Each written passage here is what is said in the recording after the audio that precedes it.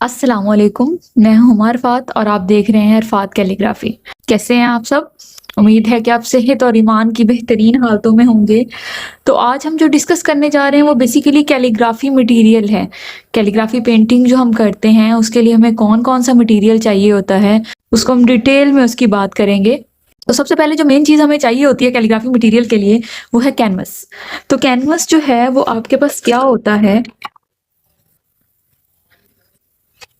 Canvas basically हमारे पास एक would के फ्रेम के ऊपर, ये जैसे हमारे पास ये वुड का एक फ्रेम है, उसके ऊपर ये कैनवस क्लॉथ होता है। वो कैनवस क्लॉथ लगाया जाता है इसके ऊपर, और कैनवस क्लॉथ लगाने के बाद इसको प्राइम कर दिया जाता है, इसके ऊपर प्राइमर लगा दिया जाता है। तो ये कैनवस जो है बेसिकली ये हमारे पास बेसिक मटेरियल है, यानी कि कैलीग्राफी पेंटिंग जो है वो हम कैनवस पे करते हैं।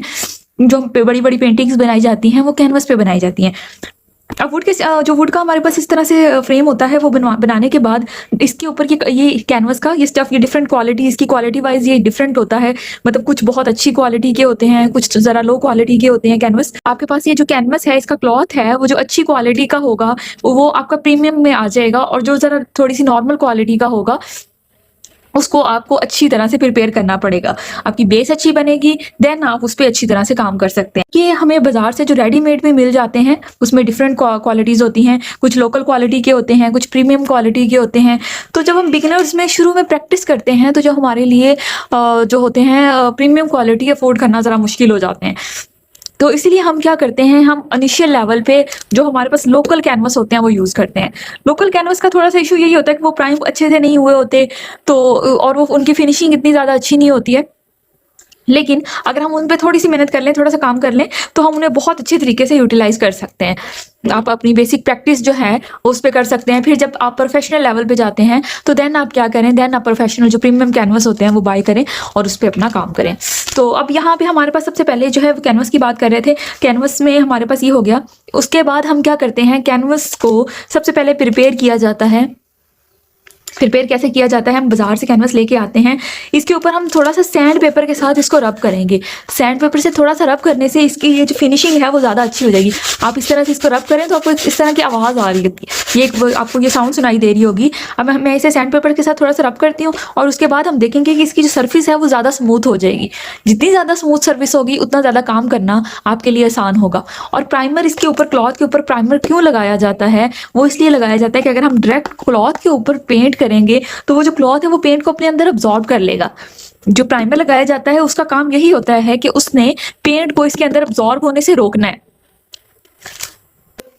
सैंड पेपर से हमने रब किया। अब सैंड पेपर से रब करने के बाद इसकी सरफेस जो है वो बहुत ज़्यादा स्मूथ हो गई है, और उसके बाद हम इसके ऊपर, ये रेडी टू पेंट है, हम इसके ऊपर पेंट कर सकते हैं। अब आप जो है बिगिनर्स लेवल पे इस पर डायरेक्ट भी पेंट कर सकते हैं, नो इशू। लेकिन जब आप प्रोफेशनली काम कर रहे होते हैं तो फिर आपको ज़रूरत होती है इसके ऊपर जेसो की। ये हमारे पास जेसो होती है, वाइट जेसो प्राइमर। इसकी बजाय आपको लोकल प्राइमर भी मिल जाता है, वो बहुत रीज़नेबल पड़ता है, वो आपको हार्डवेयर शॉप से मिल जाएगा। प्राइमर सिंपली आपको प्राइमर में इंशाल्लाह आपको इमेज भी साथ इसके लगा दूंगी, तो वो प्राइमर भी आप यूज़ कर सकते हैं। लेकिन जब अपने प्रोफेशनली यूज़ करना हो तो कोशिश कीजिएगा कि आप जेसो यूज़ करें, वो बहुत रीज़नेबल होता है बिगिनिंग लेवल पे, बिगिनर्स के लिए आप उसे यूज़ कर सकते हैं। ये हमारे पास वाइट जेसो प्राइमर होती है, ब्लू बर्ड की है, और भी अच्छी अच्छी कीप स्माइलिंग कंपनी की है। अब हमने देखना है कि हम यहाँ पे जेसो को यूज़ कैसे करते हैं। तो जेसो बेसिकली हमारे पास वाटर बेस होती है, इसमें हम वाटर ऐड करके इसको मिक्स करते हैं, इसको हम खोलते हैं, इसमें देखें आप कुछ पानी सबसे ऊपर इसका जो वाटर होता है वो ऊपर आया होता है, और इसमें जो जेसो होती है वो नीचे बैठ जाती है। तो आपने इसको यूज़ करने से पहले अच्छी तरह से इसे मिक्स करना है। तो जब आप इसे मिक्स करके इसकी आपने कंसिस्टेंसी अच्छी बना लेनी है, यानी कि वो लिक्विड सी फॉर्म में हो, लिक्विड सी फॉर्म में इसकी कंसिस्टेंसी बना के फिर आपने इसे अप्लाई करना है, और इसके अंदर आप प्योर एक्रेलिक भी ऐड कर सकते हैं। हम इंशाल्लाह इसको अप्लाई करने का सारा मेथड मैं आपको इंशाल्लाह नेक्स्ट वीडियो में बताऊंगी कि इसको हमने कैसे अप्लाई करना है और कैसे हमने अपने कैनवस को प्रिपेयर करना है। अपने एक्रेलिक कलर्स पे, और जो एक्रेलिक्स होते हैं वो वाटर बेस होते हैं, तो वाटर बेस जो कलर होते हैं उन्हें यूज़ करना बहुत ज़्यादा आसान होता है। तो आपने एक्रेलिक्स जो हैं वो मैरीज़ कंपनी के बेस्ट हैं, मैरीज़ कंपनी के आप यूज़ कर सकते हैं। इसके अलावा मॉन्ट मार्टे कंपनी के भी एक्रेलिक्स बेस्ट हैं। ये आपको मैरीज़ कंपनी के एक्रेलिक्स जो हैं हर कलर के अंदर अवेलेबल होंगे, आप अपनी मर्ज़ी से जो कलर लेना चाहें आप ले सकते हैं। तो उसके बाद हम आते हैं कि अब एक्रेलिक कलर्स में जो हमारे पास गोल्डन होता है और जो हमारे पास सिल्वर होता है, गोल्डन सिल्वर, ये ज़रा एक्सपेंसिव होते हैं, बाकी हमें बहुत ही रीज़नेबल प्राइस में मिल जाते हैं। और इसमें एक कलर्स के अंदर भी डिफरेंट शेड्स अवेलेबल होते हैं, तो आप जिसमें जो शेड आप लेना चाह रहे हैं आप वो ले सकते हैं और फिर मिक्सिंग करके उनसे नए शेड भी बना सकते हैं। ये आपको आम किसी भी लोकल मार्केट से मिल जाएंगे, किसी भी आर्ट शॉप से, आर्ट एंड क्राफ्ट शॉप से, स्टेशनरी की शॉप से पता कर लीजिएगा। तो ये आपको, आप जिस भी सिटी से हैं, ये आपको इजीली अवेलेबल होंगे। उसके बाद हम ब्रशेस की बात करते हैं, तो ब्रशेस में भी हमारे पास डिफरेंट वैरायटीज़ मौजूद होती हैं। ये हमारे पास कुछ बेस बनाने के लिए कुछ ब्रशेस हैं, इसमें डिफरेंट साइज़ में ये अवेलेबल होते हैं, छोटे से लेके बड़े तक।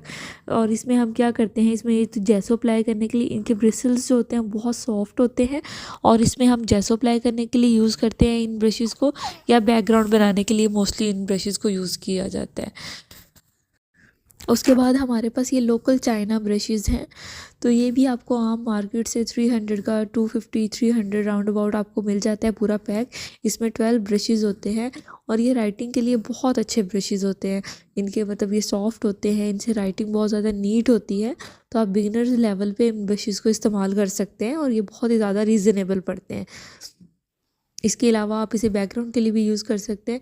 ये हमारे पास कुछ रुबीना ब्रशेज़ हैं जो साइज़ में उन ब्रशेज़ से थोड़े बड़े हैं, रेड रुबीना ब्रशेज़ हैं, तो ये भी हमारे पास बैकग्राउंड के लिए और बड़ी राइटिंग के लिए इस्तेमाल होते हैं। तो ये भी बहुत ज़्यादा आपको, ये भी आपको आम मार्केट से बहुत ही रीज़नेबल प्राइस में मिल जाएंगे, तो लोकल मार्केट से भी मिल जाएंगे।